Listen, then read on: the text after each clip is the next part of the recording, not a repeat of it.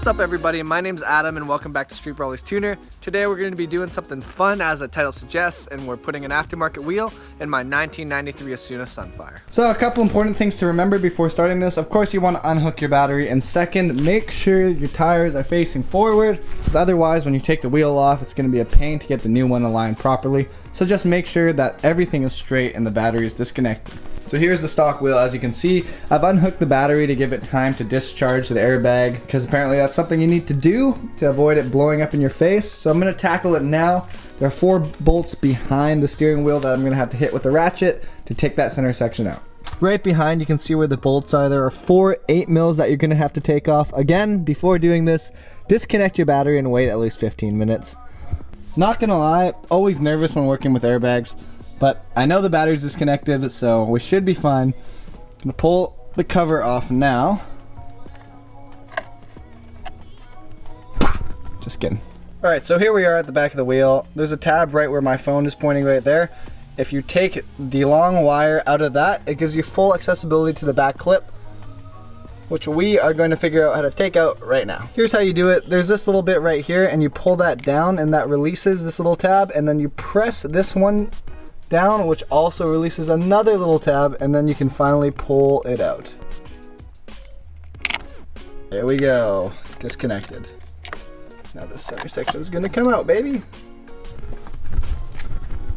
Now we're gonna put this nuke somewhere safe, so when I get VI'd, I can put it back on my car. All right, so now that the airbag's apart, the next step is to remove the little horn clip right there. We're just gonna pull up on that tab and yank her out. So, alright, so just crack that nut with my 19mm. It's hand loose now, so we're gonna get it all the way till there's just a few threads on, and since I don't have a puller, we're just gonna try and smack each end of the steering wheel with our palms to see if we can loosen it without needing to go get a puller. So after a lot of smacking and my hands feeling quite tender, I still haven't gotten anywhere, so I'm probably just gonna go grab the puller. I'm gonna smack a little more, see what happens, get some rage out, but we're probably just gonna end up with a puller. I don't know why I thought I was the Hulk out here. So before I was an idiot, turns out I am the Hulk. And so I was trying to smack from behind, you know, because I thought that was a good idea, but it wasn't. Instead I just punched it right here and it took the thing right off. So we're good. Just gonna take this little nut off now and the steering wheel should come off. There we go, she out. We're sitting here, confused as dick. True. I have no idea what to do, but don't worry. Grant's got us.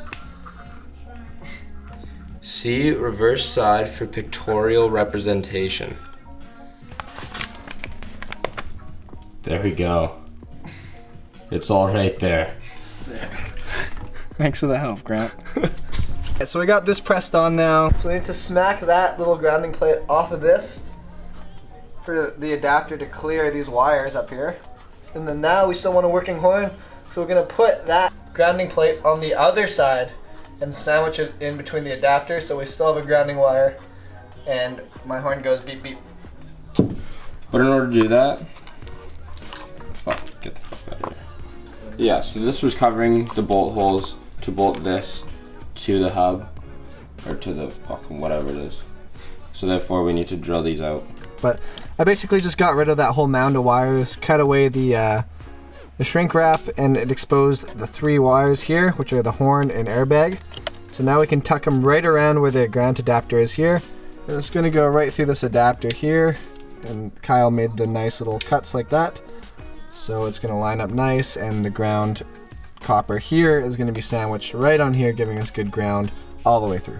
To spice things up a little bit, we got an NRG quick release. Super excited about that. Oh, look at that sticker. Packaging looks mint. We're gonna figure out how to use this. Gonna put some electrical tape over those and maybe a zip tie, make them nice. And then it's gonna tuck it right behind that bolt of the adapter.